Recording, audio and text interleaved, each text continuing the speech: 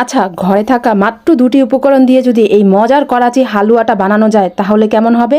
আর এই হালুয়াটি কিন্তু বিভিন্ন কালারের বানাতে পারবেন ইচ্ছা করলে। যে যেমন কালার পছন্দ করেন তেমন। আর এইদিকে কিন্তু আজকে চুলা পাল্টানো হচ্ছে। আর আমি আজকে আমি অনেক আগে অবশ্য চিন্তা করেছিলাম যে আমি ঈদের পর থেকে ওই চুলাতে রান্না করব। তাও ঈদ পর্যন্ত আমি এই গোল চুলাতে রান্না করেছি। তারপর আমি এখন ওই চুলাটা চেঞ্জ করে আমার ভাই হেল্প করলো। যেহেতু চুলাটা অনেক ভারী তাই ও চেঞ্জ করে দিল। আর এখন ঝাড়ু দিয়ে পরিষ্কার করে দিচ্ছে। চুলার নিচে অনেক ময়লা জমে আছিল।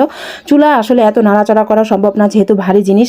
তো এইদিকে চুলা ধরিয়ে দিচ্ছি। আর খুবই সহজ, খুবই অল্প সময় হয়ে যায়, মাত্র 2টি উপকরণে এবং ঘরে থাকা এই উপকরণ দিয়ে হয়ে যাবে। তো এর জন্য আমি প্রথমে নিয়েছি 1 কাপ এখানে কর্নফ্লাওয়ার, চাইলে 1.5 কাপ নিতে পারেন। তো আমি 1.5 কাপই নিয়েছি পরে। আর তারপর আমি পরিমাণ মতো পানি দিয়ে এটা ভালো করে গুলিয়ে নিচ্ছি। তো যত ভালো করে গুলিয়ে নেবেন ততই ভালো। তারপর গুলিয়ে নিয়ে এখন আমি রেখে দিব, একদম কম সময় হয়ে যায়। কাউকে খেতে দিলে কেউ তো ধরতেই পারবে না যে এত নরম সফট একটা হালুয়া খুবই অল্প সময় হয়ে যায়। তো এর জন্য প্রথমে আমি চিনি দিয়ে দিয়েছি একটা কড়াইতে। চিনি দিয়ে আমি পরিমাণ মতো পানি দিয়ে, মানে 1 কাপ চিনিতে আমি 1 কাপ পানি দিয়েছি। পানি দিয়ে আমি 2টা দারুচিনি দিয়েছি। আমি যেহেতু এলাচির গন্ধটা সহ্য করতে পারি না, আর এটাতে কিন্তু এলাচি দিলেও ভালো লাগবে, আমি 2টো দারুচিনি দিয়েছি। তারপর আমি এখন কর্নফ্লাওয়ারগুলো যে গুলিয়ে নিয়েছিলাম সেটা আমি দিয়ে দিয়েছি। আস্তে আস্তে ঢেলে দিয়ে আস্তে আস্তে নেড়ে চেড়ে দিচ্ছি। দ্রুত এটা নেড়ে চেড়ে দিতে হবে, কারণ দ্রুতই কিন্তু এটা হয়ে যায় আর একদম সময় লাগে না। তো আমি এখন এলাচিগুলো উঠিয়ে দারুচিনিগুলো উঠিয়ে নিচ্ছি। আপনারা চাইলে গুঁড়ো এলাচিটা আছে না, ওইটাও আপনারা ইউজ করতে পারবেন। তো এখন নেড়ে চেড়ে দিচ্ছি। আপনাদের কাছে একটু অনুরোধ, যদি ভালো লাগে আমার এই ভিডিওগুলো অবশ্যই সবাই একটি চ্যানেলটি দেখে সাবস্ক্রাইব করে আসবেন, আমার পেজটিতে একটি ফলো দিয়ে আসবেন।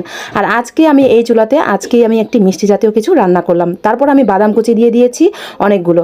বাদাম কুচি আপনারা কাজু বাদাম, পেস্তা বাদাম, কাঠবাদাম সব কিছু মিলিয়ে জিলেই দিতে পারবেন। তারপর আমি ঘি দিয়ে দিয়েছি।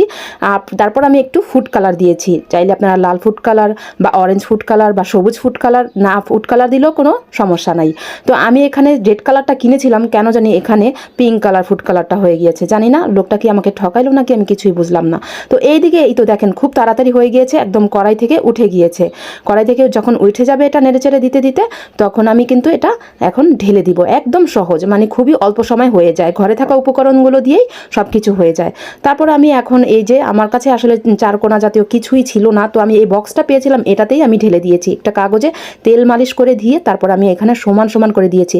একটু গরম তো তাই এরকম হয়েছে, একটু ঠান্ডা হলে আবার জমে যাবে, সুন্দর মতো সব কিছু সেট করা যায়। তো আমি ভালো করে সেট করে দিয়েছি। এই যে দেখেন ঠান্ডা, একটু হালকা ঠান্ডা হয়েছে আর আমি সেট করে সুন্দর মতো সেট করে দিয়েছি। তারপরে এই তো এখন ঢেলে দিয়েছি আমি একটা প্লেটে। তারপর আমি কাগজগুলো উঠিয়ে নিচ্ছি। আমার কাছে আসলে সামনে কোনো কাগজ ছিল না, আমি এটাই দিয়ে যা পেয়েছি তা দিয়েই আমি এখন কোনো মতো বানিয়েছি। আপনারা চাইলে সুন্দর মতো সব কিছু করে দিতে পারেন। আমি কিন্তু সাধারণ সব কিছুই দেখাই, এমন গর্জিয়াস কিছু দেখাই না। তো যাই হোক, এখন আমি সুন্দর মতো যে যার ইচ্ছা মতো কেটে নেবেন, সুন্দর মতো কেটে নিচ্ছি।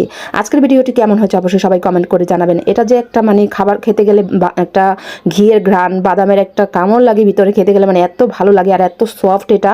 আর কাটতেও কিন্তু খুবই মজা লাগছিল আমার কাছে, এত নরম তুলতুলে, মানে খুবই সুন্দর ভালো লাগছিল।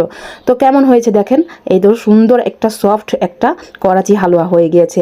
এটা করাচি হালুয়া বলেন বা যে কোনো একটা মিষ্টি জাতীয় কিছু নাম দিলেও চলবে, বাট আমি অনেক দিন আগে বানিয়েছিলাম তখন আমি কিন্তু এটার নাম করাচি হালুয়া দেখেছিলাম।